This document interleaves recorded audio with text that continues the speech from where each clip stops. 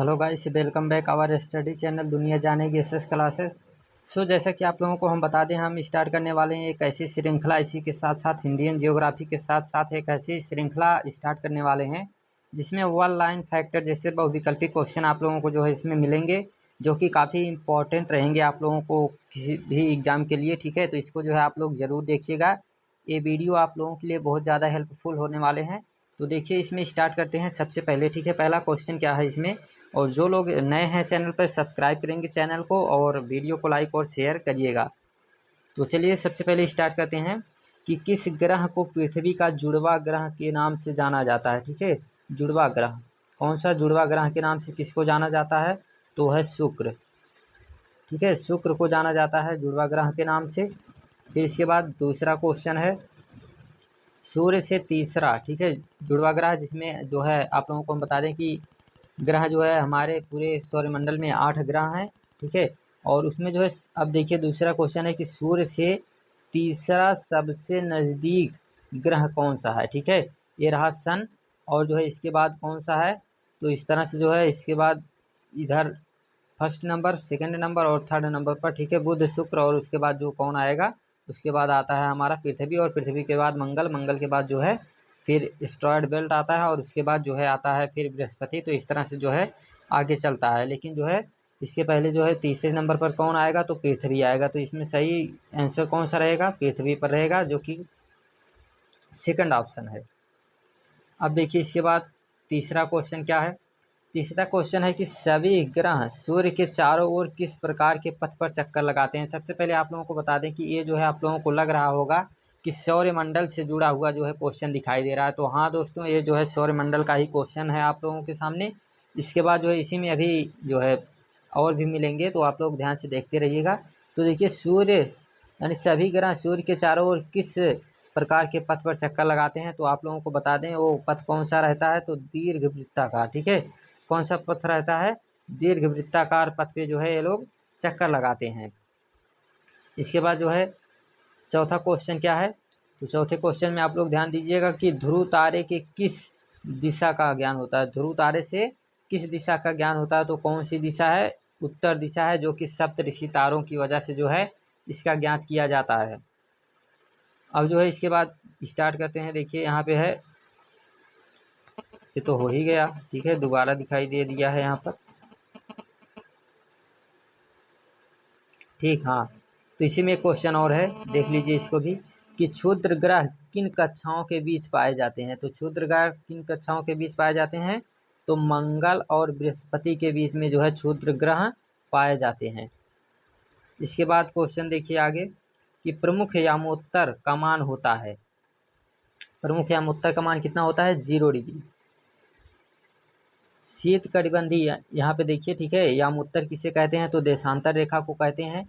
यहाँ से यहाँ तक ये जो रेखाएं इस तरह से बनी होती हैं, ठीक है, एक ही स्थान से स्टार्ट होती हैं और एक ही स्थान पर जो है समाप्त होती हैं। तो ये रेखाएं जो हैं क्या कहलाती हैं, यामोत्तर, यानी इन्हें देशांतर रेखा कहते हैं। तो यही जो इसमें 0 डिग्री रेखा है, इसी को कहेंगे हम लोग प्रमुख यामोत्तर। शीत कटिबंध किसके नज़दीक पाया जाता है। ठीक है, तो शीत कटिबंध किसके नज़दीक पाया जाता है, इसको भी देख लेते हैं। तो शीत कटिबंध जो है वो किसके नज़दीक ज़्यादा पाया जाता है, तो ध्रुव तारे, ये ध्रुव, ठीक है, तारा नहीं है, ध्रुव के नज़दीक। यानी ध्रुव क्या है आप लोगों को बता देते हैं। यहाँ देखिए ये वृत्त रहा हमारा, ठीक है, ये रहा हमारा वृत्त, और इस वृत्त में जो है यहाँ पे 90 डिग्री नॉर्थ और इधर 90 डिग्री साउथ। ठीक है, तो यहाँ पे जो है ये हो गया दक्षिणी ध्रुव, और ये हो नहीं, ये हो गया दक्षिणी ध्रुव, और इधर हो गया उत्तरी ध्रुव। तो यहाँ पे जो है इस ध्रुव के पास में क्या क्या पाया जाता है, शीत कटिबंध, यानी 0 डिग्री के आसपास कौन सा रहेगा, ये उष्ण कटिबंध। फिर इसके बाद यहाँ बीच में रहता है उपोष्ण या शीतोष्ण कटिबंध, और इसके बाद जो है फिर इधर जो है जो लास्ट में रहता है, इधर ये वाला क्षेत्र जो रहता है, तो इधर रहता है शीत कटिबंध। ठीक है, तो ध्रुव के सबसे पास कौन सा रहता है, शीत कटिबंध। तो इसमें ऑप्शन रहेगा ध्रुव। इसके बाद देखिए देशांतर की कुल संख्या है, तो देशांतर की कुल संख्या कितनी है, 360। कैसे, यहाँ देखिए ये रहा वृत्त, और इसमें जो है इस तरह से अक्षांश और देशांतर, यानी एक यहाँ का कोण कितने डिग्री का बना, 90 डिग्री। ठीक है, तो इसी तरह से चारों तरफ जो है वृत्त में कोण बनेगा, तो कितना हो जाएगा, 90 और मल्टीप्लाई में 4, तो क्या हो जाएगा 360। 1 डिग्री पे जो है एक कोण बन रहा है, ठीक है। तो ये 360 डिग्री का जो है वृत्त बना हुआ है, तो इसमें जो है कुल कितनी संख्याएं रहेंगी देशांतर की, 360। इसके बाद है उत्तरी ध्रुव वृत्त स्थित है। तो उत्तरी ध्रुव वृत्त कहाँ स्थित रहेगा, उत्तरी गोलार्ध में स्थित रहेगा, ठीक है। ये ऑप्शन सही रहेगा। यहाँ ये आप लोग देखिए, ये रहा जो है, ठीक है। इस तरह से ये रहा उत्तरी ध्रुव 90 डिग्री नॉर्थ, और ये रहा 90 डिग्री साउथ। तो इस तरह से जो है उत्तरी ध्रुव ऊपर ही रहेगा, और यहाँ से जो है 0 डिग्री के ऊपर वाला क्षेत्र क्या रहता है, उत्तरी ध्रुव, और नीचे वाला क्षेत्र दक्षिणी ध्रुव। तो इसलिए जो है ये कहाँ स्थित है, तो उत्तरी गोलार्ध में। इसके बाद ग्रिड किसका जाल है, ठीक है। ग्रिड किसका जाल है, तो अक्षांश समांतर रेखाओं का और देशांतर यानी यामोत्तर रेखाओं का क्या है, ये जाल होता है। तो ये कैसे होता है बता देते हैं आप लोगों को। ये देखिए अक्षांश रेखाएं हो गई, और अक्षांश रेखाएं हो गई। अब इसी में जो है थोड़ा सा कलर चेंज करके बताते हैं आप लोगों को, ताकि प्रॉपर समझ में आए। तो यहाँ देखिए अब जो है ये हो गई, थोड़ा सा जस्ट 1 मिनट, ठीक, 1 मिनट बस। तो यहाँ पे देखिए अब जो है कौन सी रेखाएं हो गई, ये हो गई देशांतर, ठीक है। ये देशांतर रेखाएं हो गई, और इन्हीं में ये जो बीच में, ठीक, ठीक है, ये जो जाल बन रहा है, ये जो जाल बन रहा है, इसको भी आप लोगों को दिखा देते हैं हम। थोड़ा सा समझ दीजिए हमको।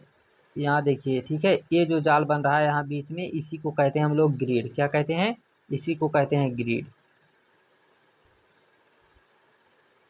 यही जो है ग्रिड है, ठीक। इसी को ग्रिड जाल कहा जाता है। अक्षांश रेखा और देशांतर रेखा का बीच का ये जो क्षेत्र जहाँ मिलती है रेखाएं, यहीं पे जो है इसी को ग्रिड जाल कहा जाता है। आगे जो है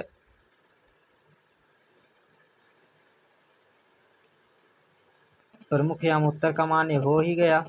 शीत कटिबंध कुल संख्याएं दोबारा क्यों दिखाई दे रहा है सब,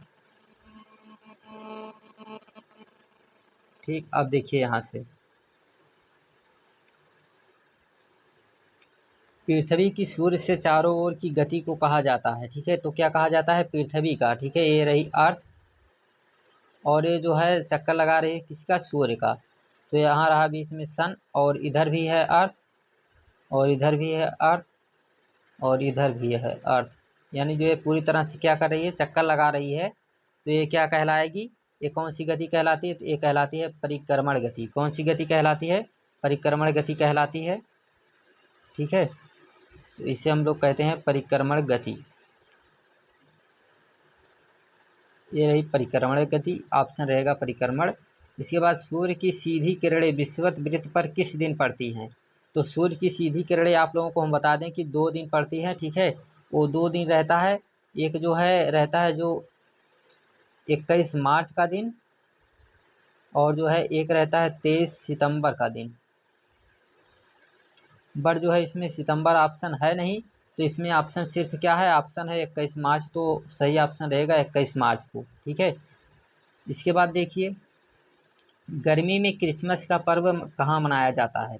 तो गर्मी में क्रिसमस का पर्व जो है कहाँ मनाया जाएगा, तो भारत में। आप लोग जानते ही हैं कि भारत में जो है ठंडी के समय यानी कि जो है 25 दिसंबर को मनाया जाता है, ठीक है। 25 दिसंबर को क्रिसमस पर्व मनाया जाता है। जब 25 दिसंबर को मनाया जाता है, तो उस समय जो है गर्मी यहाँ पे जो है भारत में क्या होती है, ठंडी होती है। यानी जो है भारत कहाँ है, तो भारत जो है उत्तरी गोलार्ध में है, ठीक है। ये रहा हमारा 0 डिग्री, और जो है इसके ऊपर है इंडिया, ठीक है। इंडिया है, तो इस यहाँ पे जो है क्या हो जाएगा, थोड़ा सा 1 मिनट, यहाँ पे जो है ये रहा हमारा इंडिया, ठीक। एक अंदाज लगा लीजिए, ठीक। इतना ज़्यादा इस तरह से नहीं बनाते हैं, बस अंदाज लगा लेते हैं। हाँ, ये रहा इंडिया, और जो है यहाँ नीचे, ठीक है, इधर रहा जो है ऑस्ट्रेलिया। तो क्या हुआ कि इधर जो है यानी कि जब यहाँ पे ठंडी है, तो इधर जो है गर्मी रहेगी ही। तो कौन सा क्षेत्र हो जाएगा, ऑस्ट्रेलिया, ठीक है। ये अंदाज भी आप लोग इस तरह से लगा सकते हैं। तो इसमें सही ऑप्शन रहेगा ऑस्ट्रेलिया। इसके बाद ऋतुओं में परिवर्तन पृथ्वी की किस गति के कारण होता है। तो ऋतुओं में परिवर्तन, पहली बात देखिए घूर्णन जो है क्या होता है कि ये पृथ्वी का सिर्फ जो है अपनी अक्ष पर घूमना ही क्या कहलाएगा, ठीक, ये तो घूर्णन कहलाएगा। लेकिन जो है जब पृथ्वी पूरी तरह से जो है सूर्य का चक्कर लगाएगी, ठीक है, इसका जब चक्कर लगाएगी दीर्घ वृत्ताकार में, तो ये क्या कहलाएगा, परिक्रमण। और परिक्रमण गति के कारण ही क्या होता है, तो ऋतु बदलती हैं, ठीक है। ऋतुओं में परिवर्तन किसके कारण आता है, तो परिक्रमण गति के कारण आता है। वृक्षों में वितरण को दिखाने वाले मानचित्र, ठीक है, ये मानचित्र से जुड़े हुए कुछ क्वेश्चन हैं। तो वृक्षों में वितरण को दिखाने वाले मानचित्र क्या कहलाते हैं, तो थीमैटिक मानचित्र क्या कहलाते हैं, थीमैटिक मानचित्र कहलाते हैं। इसके बाद नीले रंग का इस्तेमाल किया जाता है, क्या दिखाने में किया जाता है, तो जलाशयों को, यानी कि जल को जहाँ कहीं भी दिखाया जाता है तो नीले रंग का जो है प्रयोग किया जाता है। अब दिक्सूचक का प्रयोग किया जाता है, तो किसके लिए किया जाता है, मुख्य दिशा का पता लगाने के लिए, ठीक है। मुख्य दिशा का पता लगाने के लिए जो है दिशा सूचक जो यंत्र होता है उसका प्रयोग जो है किया जाता है। जो सबसे पहले इसका निर्माण कौन किया था, तो हेनरी नाम का था, जो कि वहाँ पुर्तगाल का रहने वाला था। वही जो है उसको हेनरी द नेविगेटर की जो है इससे उपाधि भी मिली थी, और जिससे जो है वह सबसे पहले कोलंबस और वास्को डी गामा को जो है इसी के सहायता से समुद्र मार्ग खोजने के लिए जो है भेजा भी था। तो इसके बाद देखिए, पैमाना आवश्यक है, क्यों आवश्यक है पैमाना, तो मानचित्र के लिए जो है क्या है, पैमाना आवश्यक है। कौन सी पर्वत, अब थोड़ा सा इम्पोर्टेंट है, इसको ध्यान दीजिएगा, कौन सी पर्वत श्रृंखला एशिया और यूरोप को, ठीक है, एशिया और यूरोप, ठीक है, तो ये रहा जो है यूरोप, आप लोगों को थोड़ा सा, ये रहा यूरोप, ठीक है, और इधर जो है पूरा क्षेत्र क्या है, एशिया है। वैसे एक्यूरेट मैप जो है बोर्ड पर ही बनेगा, ठीक है, तो यहाँ पे जो है उस तरह से नहीं सही बन रहा है, तो यहाँ पे जो है क्या हुआ, यानी कि एशिया, ठीक है, एशिया और यूरोप को अलग करने वाला ये जो बीच में पर्वत है इसका क्या नाम है, तो इसका नाम है यूराल, यूराल पर्वत है। इसके बाद उत्तरी अमेरिका दक्षिणी अमेरिका से कैसे जुड़ा है, ठीक है, तो किसके कारण जुड़ा हुआ है, वो है स्थल संधि, ठीक है, क्या है, स्थल संधि की वजह से जुड़ा हुआ है। अब इसके बाद देखिए, वायुमंडल में किस गैस का प्रतिशत सबसे अधिक होता है, तो कार्बन डाइऑक्साइड का सबसे अधिक रहेगा। इसके बाद पृथ्वी का कौन सा भाग ठोस चट्टानों से बना हुआ है, तो थल मंडल, ठीक है, कौन सा, स्थल मंडल जो रहेगा यही जो है किससे बना है, ये ठोस चट्टानों से बना हुआ है। इसके बाद जो है सबसे बड़ा महाद्वीप कौन सा है, तो सबसे बड़ा महाद्वीप एशिया, कौन सा है, एशिया है सबसे बड़ा। और इसके बाद आता है हिमानी कहाँ पाई जाती है, ठीक है, तो हिमानी यानी हिम जो है कहाँ पे, बर्फ कहाँ पे पाया जाता है, तो पर्वतों में पाया जाता है। ये मैदानों में नहीं पाया जाएगा, ना तो पठारों में पाया जाएगा, पठारों में खनिज अधिकतर मिलते हैं, मैदानी क्षेत्र में जो है मिट्टी, जलोढ़ मिट्टी मिलती है, ठीक है, इसमें कृषि के लिए उपजाऊ होती है। इसमें जो है हिम रहेगा तो जो है कहाँ से मिलेगी, तो इसलिए जो है सही ऑप्शन रहेगा पर्वतों में। जैसे हिमालय पर्वत, जिसमें ग्रेट हिमालय को हिमानी का जो है उसको हिमानी नाम भी दिया जाता है। फिर दक्कन पठार कहाँ स्थित है, तो दक्कन पठार कहाँ स्थित है, भारत में, जो कि भारत का क्षेत्र, ठीक, भारत का जो ये वाला क्षेत्र है, आप लोगों को थोड़ा सा बता देते हैं। ये जो क्षेत्र है भारत का, यहाँ पे जो है पाया जाता है दक्कन पठार, दक्कन प्लेटू जो है यहीं पर स्थित है, इसका नाम ही दक्कन है। और ये जो है इंडिया का मैप है, तो इंडिया में जो है स्थित है। इसके बाद यांगत्से नदी कहाँ बहती है, तो इसको भी बता देते हैं, ये जो है चीन में बहती है, ये नदी कहाँ बहती है, चीन में बहती है। इसके बाद है यूरोप की एक महत्वपूर्ण पर्वत श्रृंखला कौन सी है, यूरोप की महत्वपूर्ण पर्वत श्रृंखला कौन सी है, आल्पस, कौन सी है, आल्पस, क्योंकि एंडीज जो है आप लोग जानते हैं एंडीज कहाँ की है, ठीक है, तो एंडीज है, ये है दक्षिण अमेरिका, ठीक है, ये दक्षिण अमेरिका की है। और जो ये रॉकीज है, ठीक है, ये उत्तरी अमेरिका की है, ठीक है। और यही आल्पस जो है ये है यूरोप की महत्वपूर्ण पर्वत श्रृंखला है। तो कौन ऑप्शन रहेगा सही, आल्पस। इसके बाद सह्याद्री को अन्य किस नाम से जाना जाता है, तो किसको जाना जाता है, सह्याद्री नाम से पश्चिमी घाट को। ये क्षेत्र कहाँ पर है, थोड़ा सा आप लोगों को बता देते हैं, 1 मिनट, जस्ट कुछ ही समय लगेंगे, ठीक है, तो यहाँ पे क्षेत्र है जिसे हम लोग जो है पश्चिमी घाट के नाम से जानते हैं। और यदि आप लोग जो है कंप्लीट देखना चाहते हैं तो हमारा जो है प्लेलिस्ट में बिल्कुल मैप के साथ जो है हमने बोर्ड पर आप लोगों को बताया है, तो वहाँ पे जाके देख सकते हैं। जो लोग पहली बार इसको देख रहे हैं तो ये रहा जो है पश्चिम घाट, ठीक है। इसी को कहते हैं पश्चिम घाट, सह्याद्री भी इसी को कहते हैं। ये कहाँ से कहाँ तक फैला हुआ है पूरे डिटेल में जो है हमने अपने जो है लेक्चर में कवर किया है इसको। फिर पाक जल संधि किन देशों के बीच स्थित है? तो पाक जल संधि किन देशों के बीच स्थित है? तो भारत और श्रीलंका, ठीक है। भारत और श्रीलंका जो कि जो है ये क्षेत्र जो है, ये क्षेत्र जो हमारा है इंडिया और श्रीलंका का, तो यहाँ जो है ये पाक जल संधि है जो श्रीलंका से जुड़ी हुई है। इसके बाद अरब सागर में स्थित भारतीय द्वीप समूह कौन से हैं? तो यहाँ पे देखिए अरब सागर में, एक मिनट जस्ट, लक्षद्वीप द्वीप समूह कौन से हैं? लक्षद्वीप द्वीप समूह। और बंगाल की खाड़ी में कौन से हैं? तो बंगाल की खाड़ी में रहेंगे अंडमान निकोबार, ठीक है। इनको थोड़ा सा देख लेते हैं। ये रहा VOV यानी बंगाल की खाड़ी, और इधर रहा अरब सागर, ठीक है। तो इधर कौन से हैं? इधर हैं लक्षद्वीप, और अंडमान निकोबार जो है इधर स्थित है। जिसमें जो है पूरा डिटेल में यदि देखना है आप लोगों को तो हमारे जो है प्ले लिस्ट में पड़ा हुआ वीडियो आप लोग देख सकते हैं। आगे देखिए, भारत की सबसे पुरानी पर्वत श्रृंखला कौन सी है? तो सबसे पुरानी कौन सी है? अरावली। और ये जो है वलित पर्वत है। एक चीज़ ध्यान दीजिएगा, वलित पर्वत है, वलित पर्वत, होल्ड माउंटेन, होल्ड माउंटेन, ठीक है। ये कैसे बनता है? तो प्लेट टेक्टोनिक क्रिया की वजह से जो है बनता है। आगे देखिए, हिमालय भी फोल्ड है बट जो है इससे जो है थोड़ा सा यंग है। तो सबसे जो है अगर ओल्डेस्ट पार्ट है तो अरावली है। विश्व में सबसे अधिक वर्षा वाला क्षेत्र कौन सा है? विश्व में सबसे अधिक वर्षा वाला क्षेत्र तो मौसिनराम है, ठीक है। जो कि कहाँ है इसको भी बता देते हैं, मेघालय में है। और यहाँ पे एक पहाड़ी है जिसका नाम है खांसी, ठीक है।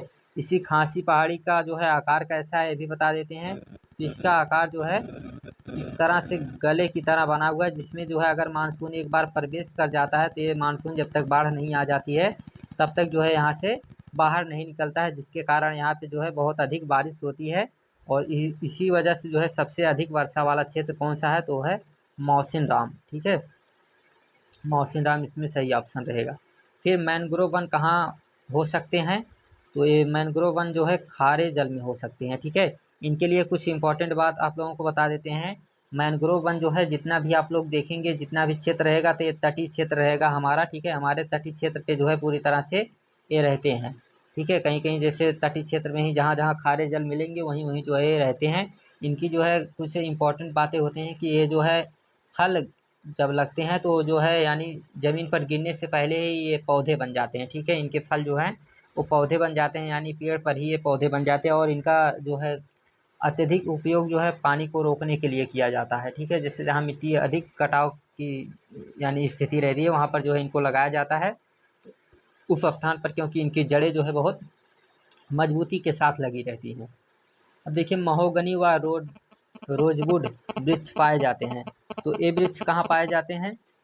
ये वृक्ष पाए जाते हैं उष्णकटिबंधीय पतझड़ वन में, ठीक है। कहाँ पाए जाते हैं?